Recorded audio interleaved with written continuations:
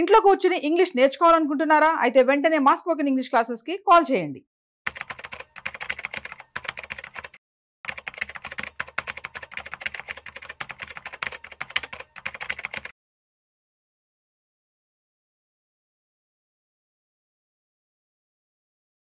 Welcome to Vishnu talks. నేను మీ విష్ణు. ప్రస్తుతంతో పాటు certified financial planner Madhavi Reddy గారు ఉన్నారు. వారితో మాట్లాడదాం.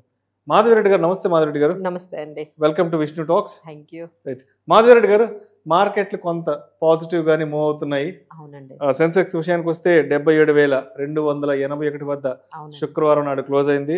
అండ్ నిఫ్టీ ఏమో 23,436 వద్ద శుక్రవారం నాడు క్లోజ్ అయింది. సో లాస్ట్ ఒక 3-4 డేస్ నుంచి మార్కెట్లు కొంత పాజిటివ్ గా ముందు కదులుతున్నాయి. సో ఏంటి, ఎటువంటి రీజన్స్ దీనికి తోడ్పడుతున్నాయి అంటారు అసలు? సో బడ్జెట్ ఎక్స్పెక్టేషన్స్ అండి మేజర్ గా ఏంటంటే మనకి ఈ రేపు ఎప్పుడైతే సాటర్డే February 1st బడ్జెట్ రాబోతుందో దాంట్లో నుండి మనకి చాలా అవుట్కమ్ వస్తుంది. So very good push from the government నుంచి. మంచి రిఫార్మ్స్ కానీ, స్ట్రక్చరల్ చేంజెస్ కానీ, క్యాపెక్స్ కానీ, వాళ్ళ స్పెండింగ్ కానీ చాలా బాగుంటుంది. సో అందరికీ అంటే మనకి ఏదైతే స్లో గ్రోత్ మనం చూస్తున్నామో జీడిపి దాదాపుగా ఒక 2-3 క్వార్టర్స్ నుంచి ఏదైతే మనకి స్లో గ్రోత్ కనిపిస్తుందో దాన్ని కొంచెం గాడిలో పెడుతూ వాళ్ళు ఏమైనా స్ట్రక్చరల్ రిఫార్మ్స్ తీసుకొస్తారనే ఎక్స్పెక్టేషన్స్తో అయితే బడ్జెట్లో చాలా ఉందండి. And there is a very challenging, అంటే నాకు తెలిసి ఎట్లా ఉందంటే మన కోవిడ్లో ఎంత అయితే ప్రెషర్ ఫీల్ అయ్యిందో government because of slow growth అదంతా కూడా, అంతే ప్రెషర్ ఇప్పుడు కూడా గవర్నమెంట్ ఫీల్ అవుతుందండి. ఎందుకంటే అప్పట్లో అంటే మనకి కోవిడ్ టైంలో మనం కావాల్సినంత కరెన్సీ ప్రింట్ చేసేసుకున్నాము, ఏదో పుష్ చేసాము ఎకానమీ. బట్ ఈసారి ఏంటంటే మనం అలా ఎలా పడితే అలా డెట్స్ తీసుకొని స్పెండింగ్ చేస్తే మన ఫిజికల్ డెఫిసిట్ అనేది డీరేల్ అయిపోతుంది. సో ఫిజికల్ డిసిప్లిన్ ని మెయింటైన్ చేస్తూ, అంటే ఎక్కువ అప్పులు చేయకుండా ఎక్స్పెండిచర్ ని చేస్తూ కన్సంప్షన్ ని ముందుకు తీసుకొని వెళ్ళాలి. ఈ ఎకానమీని కొంచెం ఒక స్ట్రీమ్ లైన్ చేయాలి అంటే చాలా బ్యాలెన్సింగ్ యాక్ట్. మళ్ళీ అదే ఛాలెంజింగ్ సిచ్యువేషన్ అయితే ఇప్పుడు కూడా ఉందండి. Because this is third term లో first budget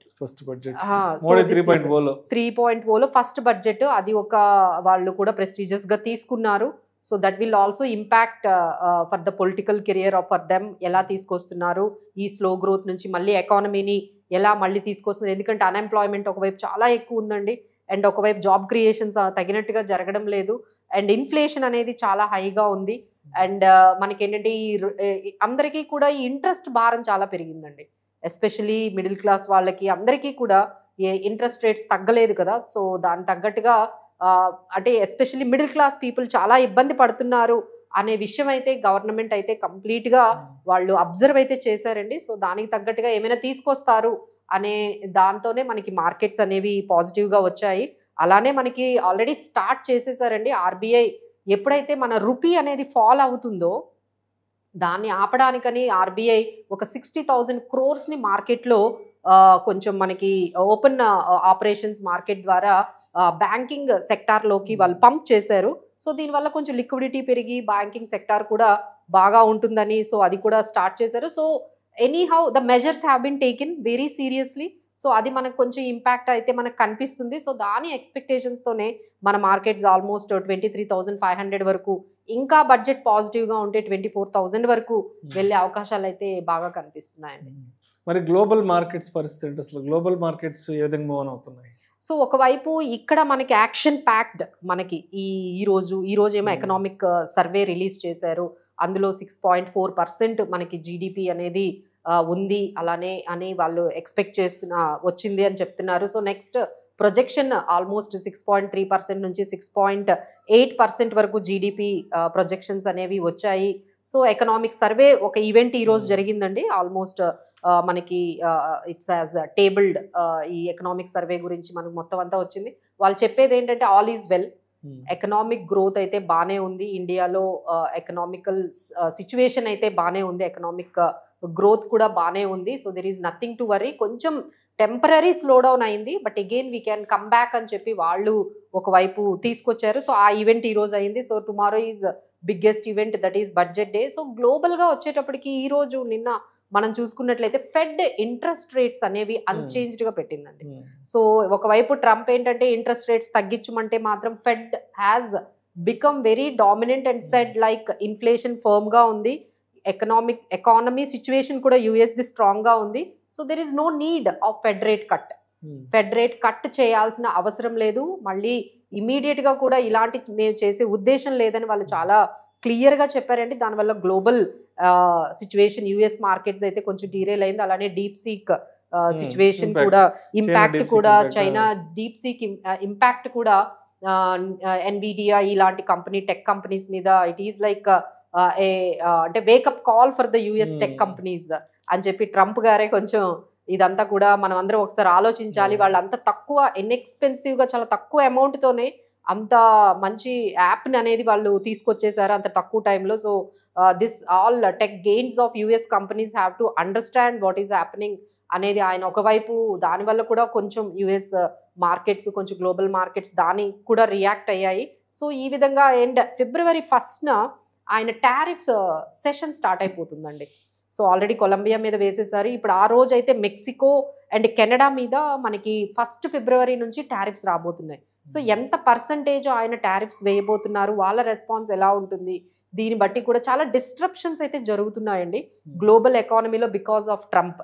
there is lot of disruptions are happening. Trade వార్లు కూడా మనకి ఆయన ఇంకొకసారి మళ్ళీ స్టార్ట్ చేశారు ట్రేడ్ వార్ అన్నట్టుగా కనిపిస్తుంది. సో ఈ దిస్ టైమ్ 2.0 ఇంకొంచెం అగ్రెసివ్ గా ట్రేడ్ టారిఫ్స్ అనేటివి మళ్ళీ ఇండియా మీద కూడా ఎప్పుడు లేనట్టుగా ఈసారి ఇండియా గురించి కూడా ఆయన ప్రస్తావించారండి. ఇండియా మీద కూడా వాళ్ళు టారిఫ్స్ వేద్దాము అనేది డిసైడ్ అయినట్టుగా కనిపిస్తున్నారు.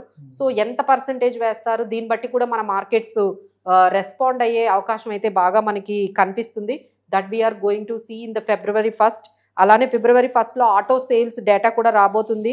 అండ్ F&O న్యూ రూల్స్ కూడా February 1st నుంచి కొన్ని ఇంప్లిమెంట్ జరగబోతున్నాయి. So many things are happening అండి. సో మార్కెట్ లో వాల్టిలిటీ అయితే చాలా ఉండబోతుంది ఈ ఎంటైర్ ఈ వీక్ అంతా కూడా. నెక్స్ట్ వీక్ అంతా కూడా మనకి మార్కెట్స్ అయితే వాల్టిలిటీ ఉంటుంది. అలానే Feb 7th మనకి RBI రెపో రేట్ ఉంది.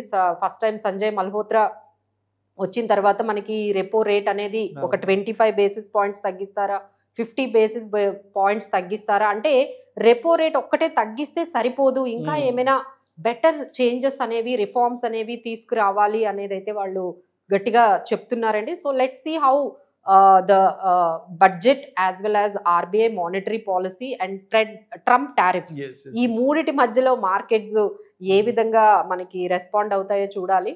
ఫైనల్ గా మనకి సపోర్ట్ లెవెల్స్ అయితే 22,800 22,500 దగ్గర గట్టిగా సపోర్ట్ కనిపిస్తుందండి. అలానే మనకి రెసిస్టెన్స్ లెవెల్స్ అయితే 23,500 to 23,800 అంటే ఈ రేంజ్ లో resistance levels and support levels ఉన్నాయి. లాస్ట్ 3 years నుంచి మేము అబ్జర్వ్ చేసేది ఏంటంటే బడ్జెట్ ఇంపాక్ట్ మార్కెట్ మీద అంత ఎక్కువ చూపించట్లేదండి. జస్ట్ 1% 2% అంతే ఇంపాక్ట్, ఇంకా తక్కువ 0.5%. సో ఈ బడ్జెట్ ఇంపాక్ట్ మార్కెట్ మీద అయితే కొంచెం తగ్గిందనే లాస్ట్ 3 years మనం బడ్జెట్ రివ్యూ చూసుకుంటే మార్కెట్ మీద అంత ఇంపాక్ట్ అయితే చూపించట్లేదు. సో లెట్స్ హోప్ రేపు మార్కెట్ మీద ఏమవుతుందో అనేది మనం let's hope wait and watch. వాళ్ళు ఇచ్చే ఆ రిఫార్మ్స్ ఏంటో అనేది మనం చెక్ చేసి దాన్ని బట్టి రెస్పాండ్ అవుతుంది. మరి ఈ టైంలో what are the sectors to so especially ఏంటంటే ఇక్కడ మనం చూసుకున్నట్లయితే అన్నీ కూడా అంటే మేము ఎవరికైనా రికమెండ్ చేయాలి ఈ ఫాల్లో అనుకుంటే అందరూ లార్జ్ క్యాప్స్నే రికమెండ్ చేస్తున్నారండి. ఎందుకంటే large cap stocks are very good at the time of volatility వచ్చేటప్పుడు లార్జ్ క్యాప్ స్టాక్స్ చాలా తక్కువగా ఫాలో అవుతాయి అండ్ ఆల్మోస్ట్ 15 to 20% కరెక్ట్ అయ్యాయి. కాబట్టి లార్జ్ క్యాప్ స్టాక్స్నే కొంచెం తీసుకోండి అని మేము కూడా అందరికీ చెప్తున్నాము. సో ఈ బడ్జెట్ రిలేటెడ్ మీకు కావాలి అంటే ఈసారి థీమ్ అంతా కూడా మనకి IT, artificial intelligence, digital platforms వీటి మీదే మొత్తం బడ్జెట్ వరకు వెళ్ళే అవకాశాలు ఎక్కువగా కనిపిస్తున్నాయండి. So IT related companies like TCS, Infosys, Persistent Systems ఇలాంటి ఐటీ రిలేటెడ్ కంపెనీస్లో మీరు ఉండొచ్చు. అండ్ ఎస్పెషల్లీ RBI కొన్ని మెజర్స్ తీసుకోవడం వల్ల banking and financial services is going to be positive. Especially HDFC, ICICI, Bajaj Finance, Kotak, SBI, PSU banks కూడా బడ్జెట్ రాగానే PSU స్టాక్స్ అన్ని మళ్ళీ కొంచెం పార్టిసిపేట్ చేస్తూ ఉంటాయి. సో ఈ విధంగా మీరు banking and financial services stocks కూడా చెక్ చేసుకోవచ్చు. అలానే కన్జంప్షన్ అంటే ఈసారి రూరల్ కన్జంప్షన్ బాగుంది కానీ బట్ మనకి ఏదైతే అర్బన్ వచ్చిందో ఇక్కడ కన్జంప్షన్ అనేది చాలా తగ్గిందండి. సో దీనికి తగ్గట్టుగా వాళ్ళు ఏమైనా ట్యాక్స్ రిలీఫ్స్ కానీ ఇచ్చినట్లయితే కన్సంప్షన్ స్టాక్స్ ఇంకొంచెం లైక్ హెచ్యుఎల్, ఐటీసీ, డాబర్ ఇలాంటి ఎఫ్ఎంసీజీ స్టాక్స్ని కూడా కొంచెం మనం ఈ పాజిటివ్గా చూడొచ్చు. ఎస్పెషల్లీ రెన్యూబుల్ ఎనర్జీ అండి, మొత్తం థీమ్ అంతా కూడా రెన్యూబుల్ ఎనర్జీ మీద ఉండబోతుంది. సో దానికి సంబంధించి టాటా పవర్, అదానీ గ్రీన్, సుజలాన్ ఇలాంటి స్టాక్స్ తీసుకోవచ్చు. ఇక ఎక్స్పెండిచర్ ఆల్మోస్ట్ అంటే 9.2% of GDP they wanted to spend, అంటే 11 lakh crore they wanted to spend for the capital expenditure. So ఈ క్యాపిటల్ ఎక్స్పెండిచర్ అన్ని roads and like we have airports, ఇలాంటి పోర్ట్స్ మీద expenditure అనేది బాగా పెట్టే అవకాశాలు ఉన్నాయండి. ఎందుకంటే జాబ్ క్రియేషన్ కోసం కానీ ఎకనామికల్ గ్రోత్ కూడా మనకి ఈ ఎక్స్పెండిచర్ మీదే ఉంది కాబట్టి మనకి ఇన్ఫ్రాకి సంబంధించిన ఎల్ఎన్టీ, సిమెన్స్, అల్ట్రాటెక్ సిమెంట్ ఇలాంటి కొన్ని కంపెనీస్ తీసుకోవచ్చు. అలానే auto like Tata Motors and M&M. So ఫైనల్గా మన large cap stocks Reliance, TCS, HDFC, HUL, Tata chemicals ఇలాంటి కొన్ని కంపెనీస్ తీసుకుంటే బాగుంటుంది. అండ్ అదేవిధంగా యూపీఐ పేమెంట్స్ కి సంబంధించి కూడా ఒక కొత్త రూల్ తీసుకొచ్చారు. ఇకపై ట్రాన్సాక్షన్ ఐడిలో స్పెషల్ క్యారెక్టర్స్ ఉంటే అటువంటి ట్రాన్సాక్షన్స్ ని యాక్సెప్ట్ చేయమంటూ కూడా యూపీఐకి సంబంధించిన ఏవైతే వచ్చాయి అనౌన్స్మెంట్స్ లాస్ట్ 2-3 డేస్ నుంచి బాగా వైరల్ అవుతున్నాయి. అవునండి. సో ఎటువంటి అనౌన్స్మెంట్ వచ్చింది? సో February 1st నుండి ఎగ్జాంపుల్ నాది కూడా అంటే యూపీఐ ఐడి అనేది మనకు అందరికీ ఉంటుంది. యూపీఐ ఐడిలో నా దాంట్లో కూడా @ అనేది ఉంటుంది. సో ఇదేంటంటే స్పెషల్ క్యారెక్టర్, @ కానీ లేకపోతే __ పెట్టుకోవడం, మనకి ఇవన్నీ కొంచెం అలవాటు అండి. ఈ స్పెషల్ క్యారెక్టర్స్ ఉండకూడదు. ఐదర్ ఆల్ఫా న్యూమరిక్ అంటే మీరు 1, 2, 3 న్యూమరిక్ కానీ ఆల్ఫా ABCDs కానీ ఇవే ఉండాలి. స్పెషల్ క్యారెక్టర్స్ మాదిరి @ ఇలాంటివేమి పెట్టడానికి ఉంటే అది మళ్ళీ అది ఇన్వాలిడ్ అవుతుంది. మీరు అదే మీకున్న ఆ స్పెషల్ క్యారెక్టర్తో ఉన్న ఐడిని కానీ మీరు ఇంకా కంటిన్యూ చేసినట్లయితే మీ పేమెంట్స్ డిక్లైన్ అయ్యే ఛాన్సెస్ ఉంటాయి ఫ్రమ్ February 1st నుంచి. సో దాన్ని కూడా మీరు గమనించాలి. ఏమైనా ఉంటే జస్ట్ మీరు ఆ స్పెషల్ క్యారెక్టర్ లేని ఒక ఐడిని మనం మళ్ళీ కొత్తగా ఐడిని క్రియేట్ చేసుకుంటే బెటర్ అండి. That has taken for the safety and the security purposes కోసము బ్యాంక్స్ కూడా ఈజీగా ట్రాన్సాక్షన్స్ చేయడానికి ఈ స్పెషల్ క్యారెక్టర్ ఉంటే కొంచెం ఇబ్బంది అవుతుందని చెప్పి వాళ్ళు ఈ స్పెషల్ క్యారెక్టర్ లేని యూపీఐ ఐడీస్ని అయితే వాళ్ళు February 1st నుంచి తీసుకొస్తున్నారు. Thank you so much Madhu Reddy గారు.